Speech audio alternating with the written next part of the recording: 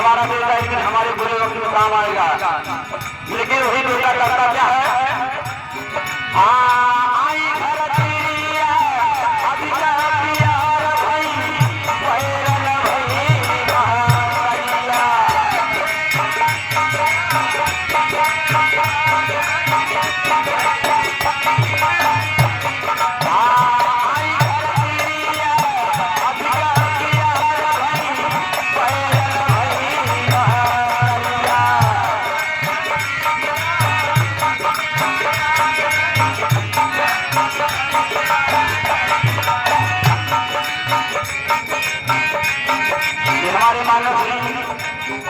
अरविंद भैया बंबल वाले हमारी आवाज आने को तैयार ही है, तो कृपया हमारे श्रीनाथ धोनी के बगल में आकर अपने भाई से मिल लीजिए और आपको ऐसे प्यार में होना है और हमारी गुरु का दी जैसे मैं बुझा जैसा विधान करती है।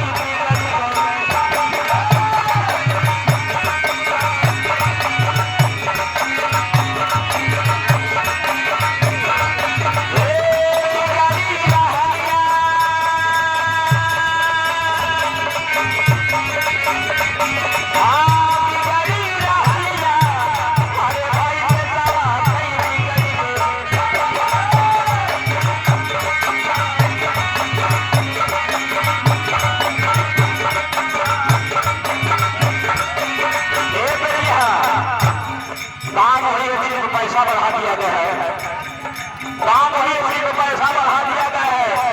तो पंडित जी के घर एक बार कोई आगे उनके घर एक बार कोई वर्मा जी के घर एक बार केहू घर एक बार सवेरे नहाए धोए हैं, झाड़ बाल लेकिन बहुत काम नहीं चल रही।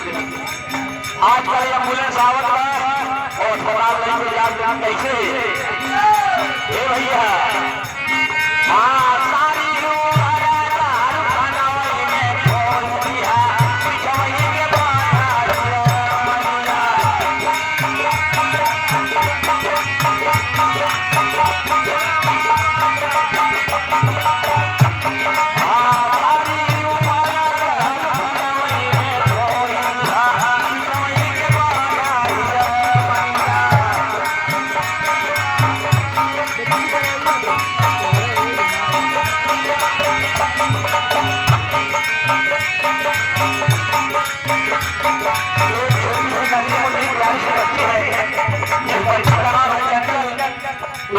तरफ से 20 रुपए का दान है। हम और हमारी पूरी पार्टी उसमें 2 लाख धन्यवाद देते हैं। और हमारे मानव श्री लाल बहादुर जो कि ऊपर है ग्राम सभा उनकी तरफ से 1 रुपए का दान है।